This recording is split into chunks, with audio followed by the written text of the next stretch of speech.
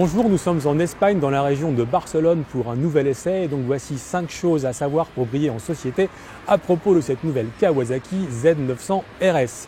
Mais avant de commencer le premier point, un petit détail. En fait, cette moto a été présentée sur le site Le Repère des Motards et sur nos réseaux sociaux.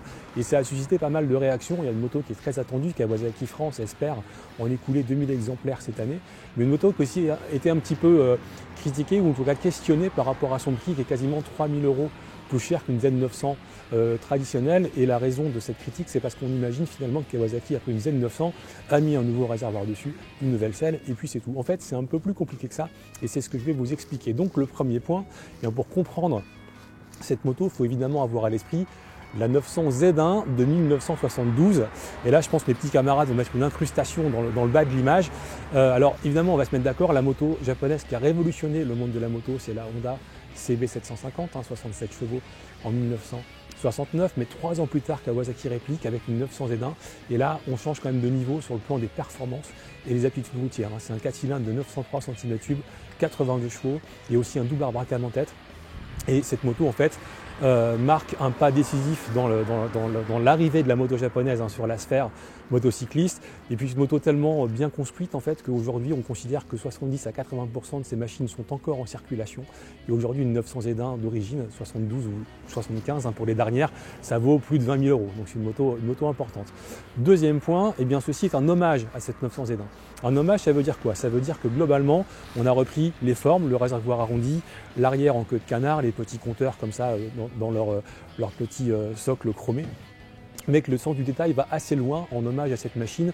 Par exemple, la peinture reprend les teintes de l'époque. Alors il se trouve que le pailleté de la 900 Z1 de 72 était dû au fait qu'il y avait de l'arsenic dans la peinture et ça donnait cet effet un peu brillant. Alors aujourd'hui, les lois anti-pollution ont évidemment changé, il n'y a plus d'arsenic dans les peintures, mais Kawasaki a des procédés modernes pour retrouver les mêmes teintes et le même éclat. Alors le sens du détail va assez loin, on retrouve par exemple le compteur gradué jusqu'à 240 km/h comme sur la Z1 d'origine, la forme des aiguilles du compteur et le centre des aiguilles c'est le même. Des petits détails comme par exemple la sangle de la selle avec la pièce comme ça un petit peu ovalisée, la vis cruciforme, c'est aussi des choses d'origine, mais l'hommage c'est pas la copie parfaite, c'est-à-dire on a bien vu qu'il n'y a évidemment pas d'amortisseurs latéraux mais un amortisseur central. C'est un moteur beaucoup plus moderne et il y a un peu de technologie sur cette machine parce que l'hommage c'est une machine qui reprend l'esprit mais qui offre des performances et un agrément plus d'actualité. Ce qui m'amène au troisième point. Alors c'est pas un châssis Z900 traditionnel, le cadre a été redessiné à la fois dans sa partie avant et dans sa partie arrière. Et puis par rapport à une Z aussi 900 classique, il y a une différence, ce sont les étriers de frein radio qui place cette Z900 RS sur un niveau d'équipement un petit peu plus élevé.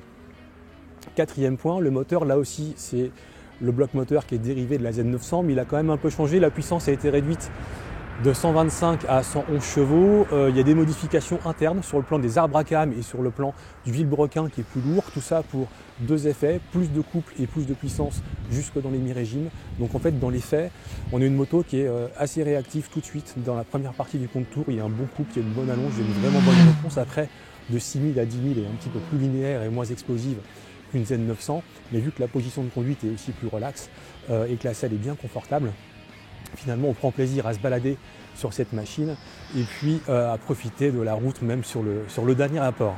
Cinquième point, les équipements. Donc une Z900 RS c'est une machine avec plus d'électronique qu'une Z900. Il y a un contrôle de traction, il y a un ordinateur de bord ici qui est très facile à manipuler grâce à un bouton au commode gauche.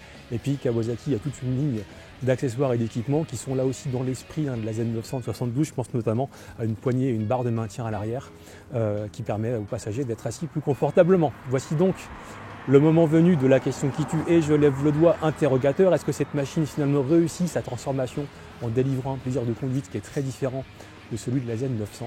Eh bien pour le savoir, je vous invite à lire l'essai complet sur lerepèredesmotards.com.